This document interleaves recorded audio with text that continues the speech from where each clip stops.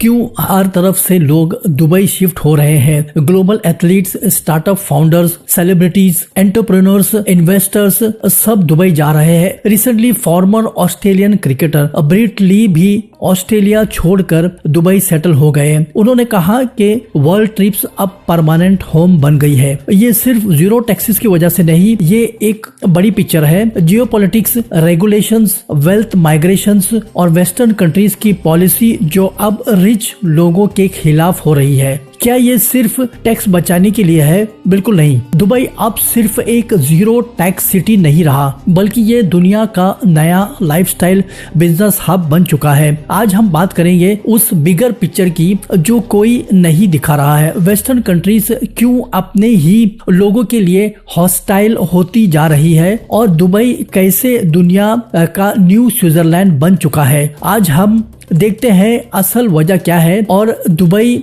क्यों वर्ल्ड का नया हब बन रहा है। दोस्तों फैक्ट से शुरू करते हैं। 2024 में यूएई ने 6,700 मिलियनर्स अट्रैक्ट किए, वर्ल्ड में सबसे ज्यादा, और 2025 में ये नंबर जंप करके 9,800 तक पहुंच गया है। ये लोग mostly India, Russia, UK, Europe, Africa से आ रहे हैं। दुबई अब सिर्फ लग्जरी नहीं, ये global lifestyle plus business hub बन गया है। Safety, quality of life, future opportunities, लोग ये सब चेज कर रहे हैं। हाई टैक्सेस सिर्फ छोटी बातें हैं, असल में वेस्टर्न कंट्रीज में रिच लोगों के साथ हॉस्टाइल बिहेवियर हो रहा है। Tax the riches, tax the billionaires, wealth tax threat और प्राइवेट फाइनेंस पर अटैक। दुबई में no retrospective wealth tax, no ESG score pressure on banks, wealth safe है। यूएई खुद को लास्ट ट्रू स्विट्जरलैंड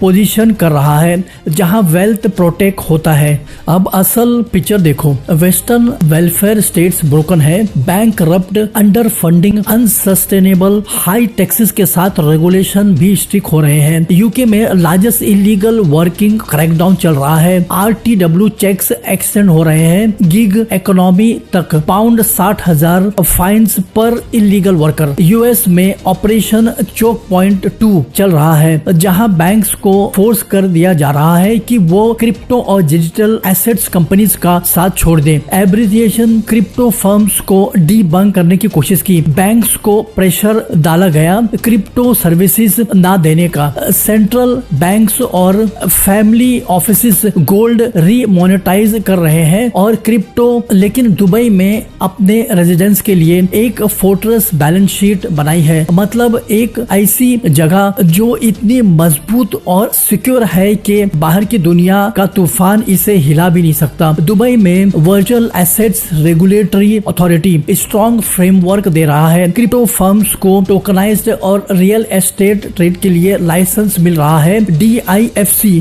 यानी दुबई इंटरनेशनल फाइनेंशियल सेंटर्स एक state with in a state है, western laws से inspired लेकिन ज्यादा फ्लेक्सिबल। वेस्टर्न वेलफेयर स्टेट्स जैसे यूके, कनाडा, यूरोप अब बैंक करप्ट हो चुकी है। उनका सिस्टम अनसस्टेनेबल है, इसलिए वो अब टैक्स द रिचेस और अटैक प्राइवेट फाइनेंसेस की पॉलिसीज ला रहे हैं। वहाँ वेल्थ क्रिएट करना गुनाह समझा जा रहा है, जबकि दुबई में वेल्थ को सेफ रखा जाता है। यहाँ कोई रेट्रोस्पेक्टिव वेल्थ टैक्स नहीं है, यानी गवर्नमेंट कल को उठकर ये नहीं कहेगा कि पिछले 10 साल का टैक्सेस दो। दुबई ने रेजिडेंसी को कंज्यूमर गुड्स बना गया। स्पेंड 90 to 180 डेज यूएई में और टैक्स रेजिडेंसी सर्टिफिकेट्स मिल सकता है। अपनी टर्म्स पर स्ट्रक्चर करो। 10 साल golden visa, property 2 million dirham plus खरीदो, या एक्सेप्शनल टैलेंट्स हो जैसे एथलीट्स, एंटरप्रेन्योर्स, इन्वेस्टर्स या बिजनेस सेटअप्स। 10 साल का रिन्यूएबल रेजिडेंसी, फैमिली भी include, no sponsor needed in many cases. Safety यानी दुबई क्राइम फ्री है, वर्ल्ड का सेफेस्ट सिटी में टॉप पर। Peace, security, strong fortress balance sheet, residence. Western countries में uncertainty, political, economic, Dubai Dubai में optimism, arbitrage,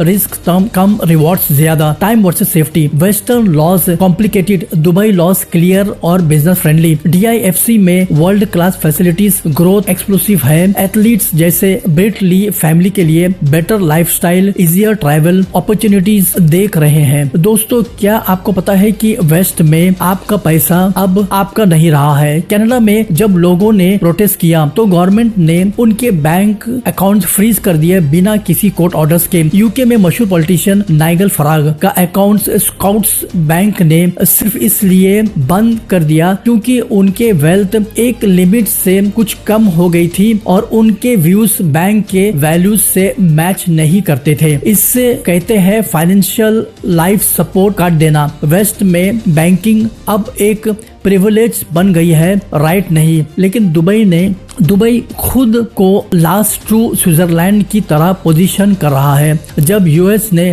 Swiss banks को force किया कि वो बिना किसी ट्रायल के एसेट्स सीज करे तो स्विट्जरलैंड की न्यूट्रलिटी खत्म हो गई। अब दुबई वो जगह है जहां आपका एसेट्स सिक्योर है, जहां बैंक्स आपका अकाउंट्स बंद या फ्रीज नहीं करते सिर्फ इसलिए कि आपका पॉलिटिकल व्यूज अलग है। Global athletes, startup founders, professionals सब दुबई आ रहे हैं। यूके, ऑस्ट्रेलिया, यूरोप से लोग शिफ्ट हो रहे हैं क्योंकि वहाँ कैपिटल हॉस्टाइल है।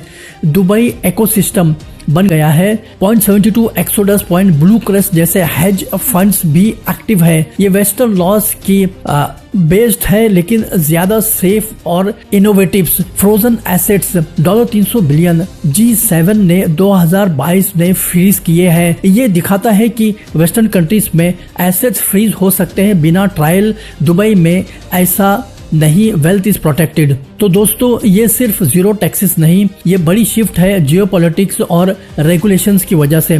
दुबई सेफ्टी, अपॉर्चुनिटीज और वेल्थ प्रोटेक्शन दे रहा है जो वेस्टर्न वर्ल्ड अब नहीं दे पा रहा है। ट्रेंड एक्सेलरेट्स हो रहा है। 2026 में और ज्यादा मिलियनियर्स आ रहे हैं। बात है फ्रीडम की, रिस्पेक्ट और कैपिटल की और एक ऐसी सिस्टम की जो आपको ग्रो करने से नहीं रोक सकता। वेस्ट टैक्स द बिलियनियर्स के नारे लगाकर अपनी ही इकोनॉमी तबाह कर रहा है, जबकि दुबई उन बिलियनियर्स को वेलकम करके अपना इंफ्रास्ट्रक्चर खड़ा कर रहा है। ब्रेट ली हो या कोई और नया स्टार्टअप फाउंडर, सबको एक ही चीज चाहिए, पीस, सिक्योरिटी और क्रेडिबिलिटी। और इस वक्त पूरी दुनिया में दुबई से बेहतर कोई नहीं दे रहा है। आपका क्या ख्याल है? कमेंट्स में जरूर बताएं।